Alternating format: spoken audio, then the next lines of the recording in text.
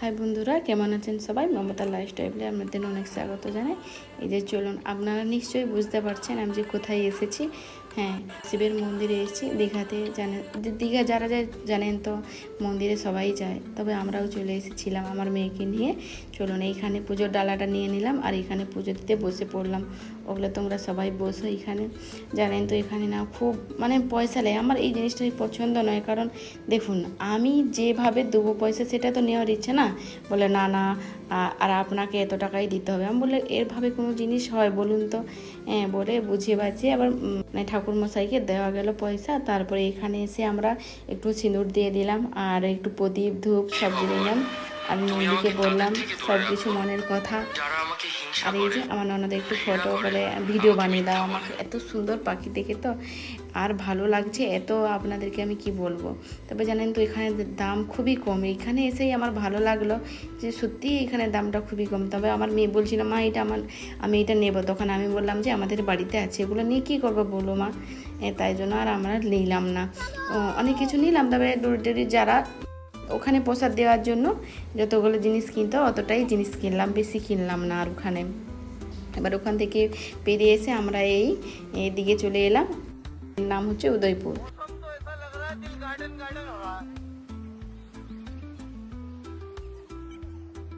এখানে জলটাও খুব সুন্দর জানেন তো। এখানে এত সুন্দর, আমরা যেই দীঘার পাড্ডাতে ছিলাম ওখানে একটু ভালো না, কিন্তু তাও ভাবছিলাম যে এখানে জল ভালো নিশ্চয়ই, পরে ওই দিনটা তার ওখানেও জলটা ভালো হবে, কিন্তু ওখানেও জলটা ভালো হলো না। এই যে আমার মেয়ে খুব ছোটাছুটি করছে দেখুন, এত দুষ্টু হয়েছে এখন সত্যি কথা বলতে। আর খুবই আনন্দ করছে খুবই। আর ওর মনি তো বলে চলো এখানে যে ছোট্ট ছোট্ট সুতিগুলো পাওয়া যায় ওইগুলো। আর আমরা এখানে একটু ভিডিও করছিলাম আমি আর আমার বোন। তা আমরা সবাই সত্যি কথা বলতে না দীঘা যেয়ে খুব খুশি হলাম। জগন্নাথ মন্দিরে যাওয়ার জন্য বেরিয়ে পড়েছি, অটোতে বসে পড়লাম। এই যে আমরা যাচ্ছি।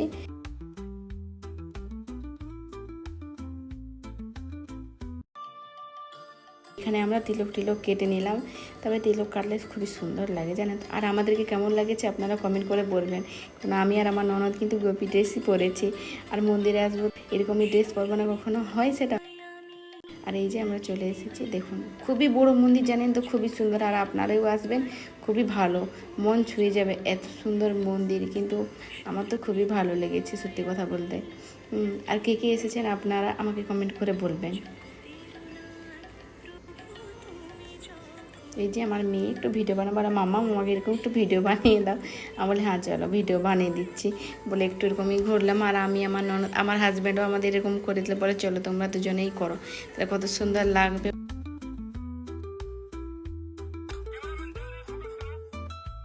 জানেন তো এইখানে একটা পদ্ম গাছ ছিল, আমার তো খুবই ভালো লাগছিল। তবে এইখানে একটু ফটো তোলার শখটা ছিল, কিন্তু জানেন তো ফটো তুলতেই দিল না। আর কী করা যাবে, আমরা চলে এলাম রুমের মধ্যে এসে আবার সেই জলে।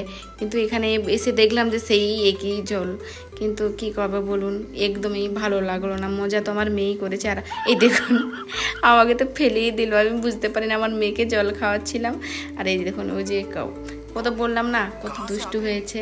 আর দেখো ওর বাবার মাঝখানে ওইরকম করছে, কাদা নিয়ে কি খেলছে। আর আমি সন্ধ্যার জন্য তৈরি হয়ে পড়লাম, বেরিয়ে পড়লাম। জানেন তো আগের দিন খেয়েছিলাম, তবে অতটা টেস্টি ছিল না, কিন্তু এটা না খুব টেস্টি ছিল। বললাম না পুড়িয়ে খেলে খুবই সুন্দর লাগে। তাই আমি এইখানে তো দেখলাম যে পুড়িয়ে খাচ্ছে, আমি এই জন্য বললাম আমার বোনকে আমি এইখানেই খাও। বলে চলো এখানে খাওয়াই তোমাকে, বলে এখানে দিলাম, কিন্তু খুবই টেস্টি। দেখুন কি তেলটা নোংরা, কি বলবো সত্যি কথা। আর আপনারা যে যাবেন না, ফ্রাই করে কখনো খাবেন না এগুলো, কারণ ফ্রাই করে জিনিস একদমই মোটেই ভালো হয় না। আর এইগুলো দেখুন আমরা এই পুরি সেকে খেয়েছিলাম, তবে খুবই টেস্টি। চলুন আপনারা কী খেয়েছেন বলবেন আমাকে। আর এইখানে দেখুন এই যে গোলা, তবে না আমি কখনো খাইনি, ফার্স্ট আমি এই খেলাম। আর মা ননদ বলছে যে এইটা খাও খুবই সুন্দর। আমি এই ফার্স্ট খেলাম, সত্যিই তাই খুবই সুন্দর, খুব সুন্দর বানায়। তবে চলুন আজকের ভিডিওটা এখানে অবধি, পরে ব্লগ দেখা হচ্ছে। আর যদি ভালো লাগে লাইক আর ফলো করে দেবেন।